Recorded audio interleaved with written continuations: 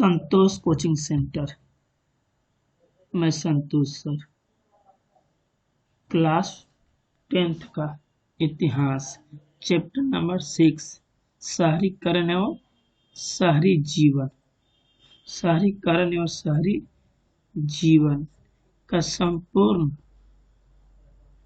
लघु उत्तरीय प्रश्न तथा दीर्घ उत्तरीय प्रश्न संपूर्ण लेके आए हैं। तो चलते हैं। पहला प्रश्न लघु उत्तर, शहरीकरण से आप क्या समझते हैं? तो शहरीकरण क्या समझते हैं? शहरीकरण एक ऐसी प्रक्रिया है जिसके द्वारा ग्रामीण बस्तियां कस्बा या शहरों में परिवर्तित हो जाते हैं। इससे एक नई अर्थव्यवस्था उत्पन्न हुई जिसमें कृषि, पशुपालन का स्थान व्यापार, शिल्प और उद्योग धंधों ने ले लिया। अगला प्रश्न की ओर चलते हैं। दूसरा प्रश्न, शहर किस प्रकार के क्रियाओं के केंद्र होते हैं? आंसर, शहर विभिन्न प्रकार की क्रियाओं के केंद्र होते हैं, जैसे रोजगार, शिक्षा, स्वास्थ्य, व्यापार, वाणिज्य, यातायात आदि। शहर गतिशील अर्थव्यवस्था जो मुद्रा प्रधान होती है उसके भी केंद्र होते हैं। शहर राजनीतिक प्राधिकरण का भी एक महत्वपूर्ण केंद्र होता है। तीसरा प्रश्न की ओर, शहरों में मध्यम वर्ग की भूमिका पर प्रकाश डालें। तो शहरों में पूंजीपति वर्ग एवं श्रमिक वर्ग के साथ साथ मध्यम वर्ग का भी उदय और विकास हुआ। ये नए सामाजिक समूह के रूप में उभरे। इस समूह में बुद्धिजीवी नौकरी पेशा समूह, राजनीतिक, चिकित्सक, व्यापारी प्रमुख थे। व्यावसायिक वर्ग नगरों के विकास का प्रमुख कारण बना, जिससे शहरों को नई सामाजिक आर्थिक स्वरूप प्राप्त हुआ। बुद्धिजीवी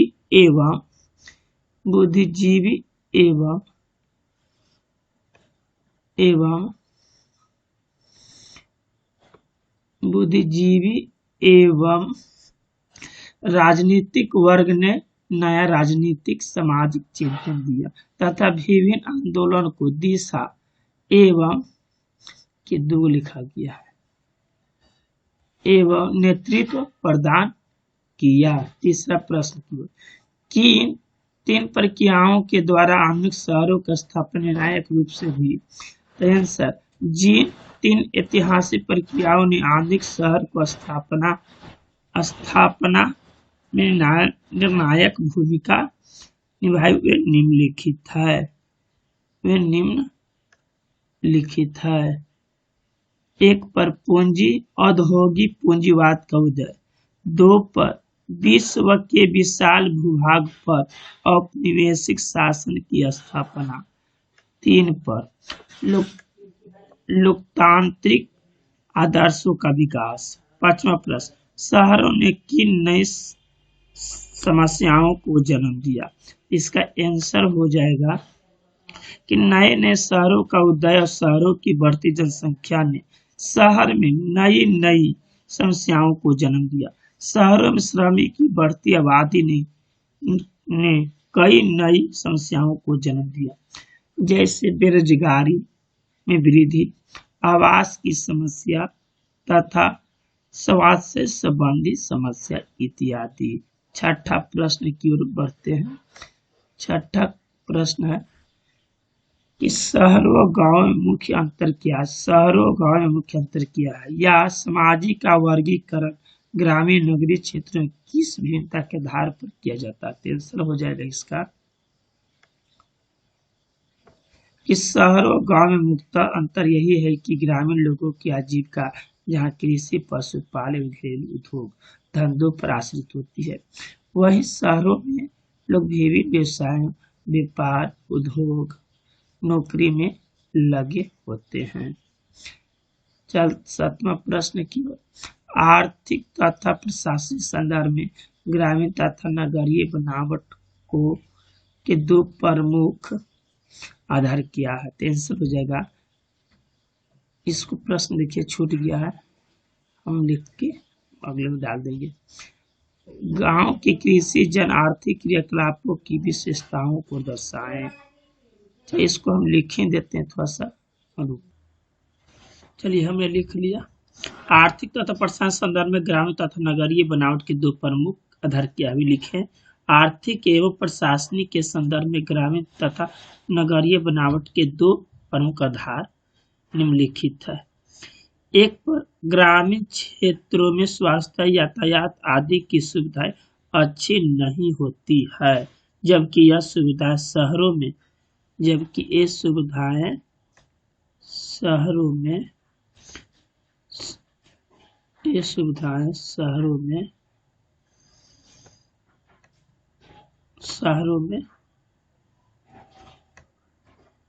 शहरों में बेहतर होता है। दो पर वीडियो को ऊपर कर लेते हैं। दो पर ग्रामीण क्षेत्रों में कृषि आधारित आर्थिक क्रिया अधिक होती है, जबकि नगरों में कम या नहीं होता है। तो ये था ऊपर एक था और ये हो गया 2। अब 8वां क्वेश्चन, गांव की कृषि जन आर्थिक क्रियाकलापों की विशेषताओं को दर्शाएं। आंसर, गांव की कृषि जन आर्थिक क्रियाकलापों की विशेषताएं निम्नलिखित है। एक पर गांव के अधिकांश लोग कृषि जन आर्थिक क्रियाकलापों से जुड़े हुए होते हैं। गांव के लोगों को अधिकांश वस्तुएं कृषि जन आर्थिक क्रियाओं कलापों से ही प्राप्त होती है। 2 पर चलते हैं। 2 पर हो गया। 3 पर अधिकांश लोगों का जीवन निर्वाह कृषि जन आर्थिक क्रियाकलापों के माध्यम से होता है। प्रश्न क्वेश्चन नंबर 9वां, नगरीय जीवन एवं आधुनिकता एक दूसरों से अभिन्न रूप से कैसे जुड़े हुए हैं? अभिन्न रूप से कैसे जुड़े हुए हैं? नगरीय जीवन आधुनिकता एक दूसरे से अभिन्न रूप से कैसे जुड़े हुए हैं? तो गांव की अपेक्षा नगरीय जीवन आधुनिकता से अभिन्न रूप से इसलिए जुड़े होते हुए हैं क्योंकि नगरों में मनुष्य को सेवा प्रदान करने के लिए विभिन्न प्रकार की आधुनिक एवं तकनीकी सुविधाएं उपलब्ध रहती है, जबकि इस प्रकार की सुविधाएं ग्रामीण क्षेत्रों में नहीं होती है। 10वां प्रश्न क्यों करते हैं? नगरों में विशेषाधिकार प्राप्त वर्ग लाभ संख्या कैसे मान्यता क्यों बनी? नागरिक अधिकारों के प्रति एक नई चेतना निम्नलिखित आंदोलन या प्रयासों से बने। 1 पर महिलाओं के लिए समानता, 2 पर विवाहित महिलाओं के लिए संपत्ति का अधिकार, 3 पर न्यूनतम मजदूरी कानून का लागू होना, 4 पर सभी वर्गों को मताधिकार देना, 5 पर पिछड़े वर्गों के लिए आरक्षण आदि। ये हो गया 10वां खत्म। 11वां प्रश्न, नागरिक अधिकारों के प्रति नई चेतना किस प्रकार के आंदोलन या प्रयास से बने? तो आंसर इसका होगा कि शहरी सभ्यता ने पुरुषों के साथ महिलाओं में भी व्यक्तिवाद की भावना को उत्पन्न किया एवं परिवार की उपाधेयता और स्वरूप को पूरी तरह बदल दिया। महिलाओं के मताधिकार आंदोलन या विवाहित महिलाओं के लिए संपत्ति में अधिकार आदि आंदोलन के माध्यम से महिलाएं लगभग 1870 ईस्वी के बाद से राजनीतिक गतिविधियों में हिस्सा ले पाई। शहरों की बढ़ती हुई आबादी के साथ 19वीं शताब्दी में अधिकार आंदोलन चार्टिस्ट आंदोलन, जिसका मतलब है कि सभी वयस्क पुरुषों के लिए चलाया गया आंदोलन, 10 घंटे का आंदोलन, खानों में काम घंटे के निश्चित करने के लिए चलाया गया आंदोलन आदि ने नागरिक अधिकारों के प्रति एक नई चेतना को विकसित दिया। क्वेश्चन नंबर 12, व्यवसायिक पूंजीवाद ने किस प्रकार के नगरों के उद्भव में अपना योगदान दिया? तो नगरों के उद्भव का एक कारण व्यवसायिक पूंजीवाद के उदय के साथ संभव हुआ। व्यापक स्तर पर व्यवसाय बड़े पैमाने पर उत्पादन, मुद्रा प्रधान अर्थव्यवस्था, शहरी अर्थव्यवस्था जिसमें कम के बदले, जिसमें काम या काम हो जाएगा, जिसमें काम या काम हो जाएगा, काम के बदले वेतन मजदूरी का नगद भुगतान और गतिशील एवं प्रतियोगी अर्थव्यवस्था, स्वतंत्र उद्यम, मुनाफा कमाने की प्रवृत्ति, मुद्रा बैंकिंग, साख का विनिमय, बीमा अनुबंध, कंपनी साझेदारी, ज्वाइंट स्टॉक, एकाधिकार आदि इस व्यावसायिक पूंजीवाद व्यवस्था की विशेषता रही है। इन विशेषताओं ने नगरों के उद्भव में अपना योगदान दिया। अगला प्रश्न की ओर। शहरों के उद्भव में मध्यम वर्ग की भूमिका किस प्रकार रही? इसका आंसर हो जाएगा कि शहरों के उद्भव में मध्यम वर्ग को भी शक्तिशाली बनाया।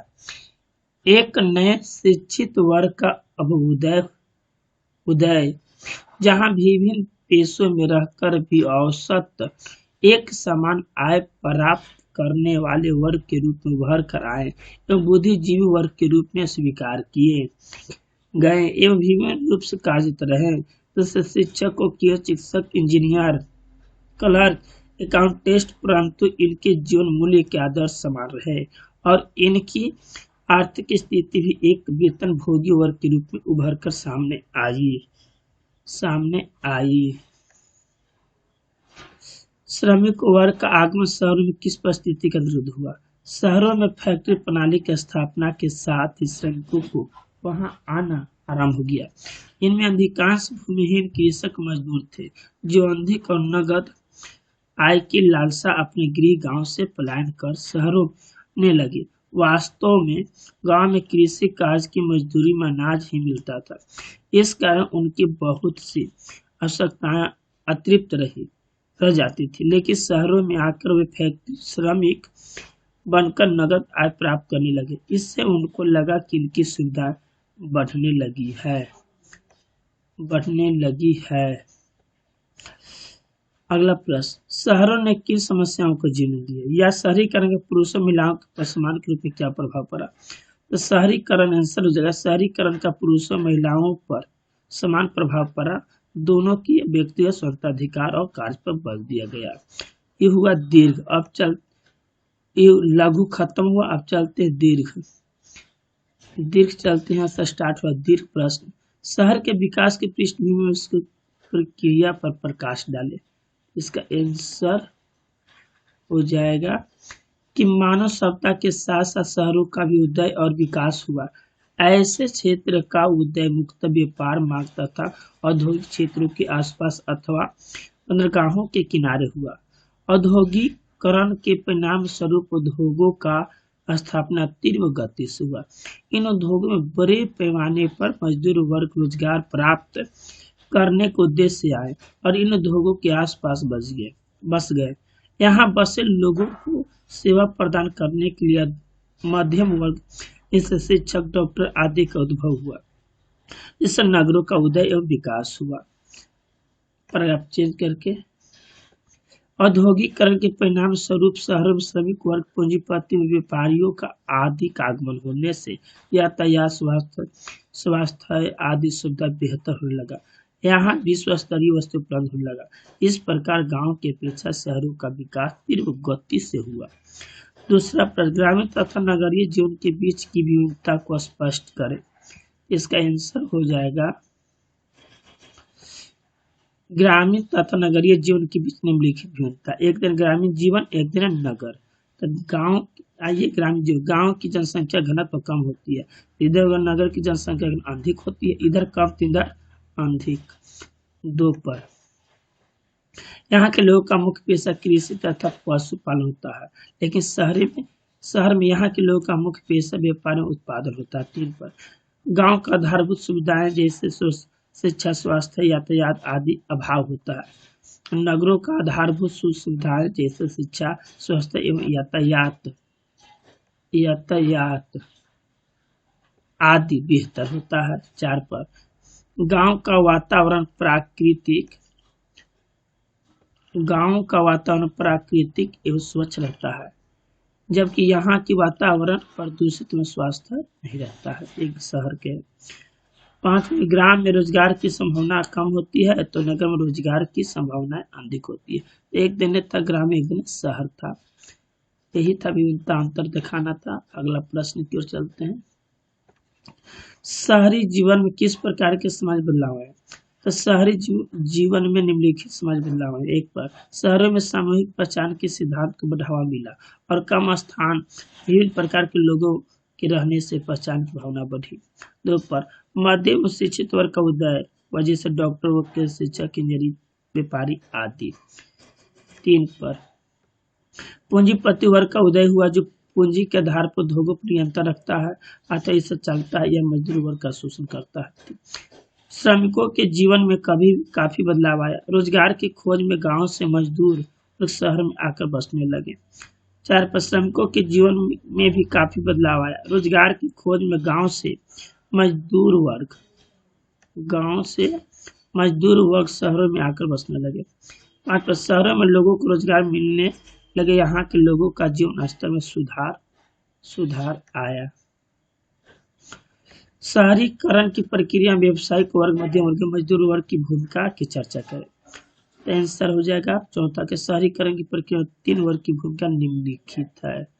1 पर हो जाएगा व्यावसायिक वर्ग की भूमिका माइनस करके। शहर में कारखानों की स्थापना के परिणाम स्वरूप व्यवसायी यहाँ व्यापार के लिए आए और इनमें से कुछ यहीं बस गए। व्यवसायी के यहाँ बसने से नगरों का विकास हुआ। 2 पर मध्यम वर्ग माइनस करके मध्यम वर्ग जैसे शिक्षक, डॉक्टर, इंजीनियर आदि शहरों में अपना सेवा प्रदान करने आए और धीरे धीरे यहीं बसने लगे। इससे शहरीकरण की प्रक्रिया तीव्र गति से हुआ। तीसरा मजदूर वर्ग की भूमिका। शहरों में नए कारखानों का स्थापना हुआ और इन कारखानों में गांव से मजदूर वर्ग काम करने के लिए और यह वर्ग इन कारखानों के आसपास बस गया, जिससे कारखानों के आसपास नगरों का विकास हुआ। पांचवा प्रश्न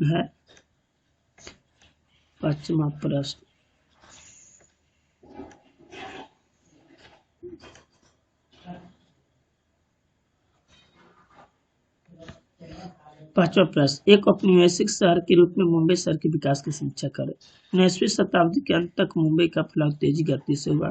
प्रारंभ में मुंबई 7 टापुओं का शहर था। जैसे जैसे संख्या बढ़ी तो इन टापुओं को एक दूसरे के साथ जोड़ दिया गया। इससे एक बड़ा शहर का निर्माण हुआ जिससे हम मुंबई कहते हैं। मुंबई एक प्रमुख बंदरगाह होने के कारण अंतर्राष्ट्रीय व्यापार का केंद्र रहा। इस बंदरगाह से कपास, अफीम एवं अन्य कच्चे माल को अन्य जगहों पर बड़ी मात्रा में भेजा जाता था। औद्योगिकरण के परिणाम स्वरूप यहाँ भी 3 वर्गों का उदय, पूंजीपति वर्ग, मध्यम वर्ग, मजदूर वर्ग। 1800 ईस्वी के आसपास मुंबई 2 भागों में बांटा हुआ था।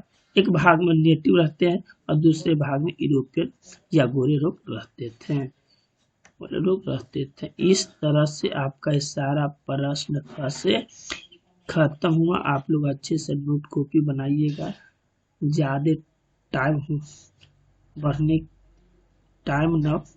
ज़्यादा टाइम लॉग हो जाता है, इसीलिए कब समझाएं।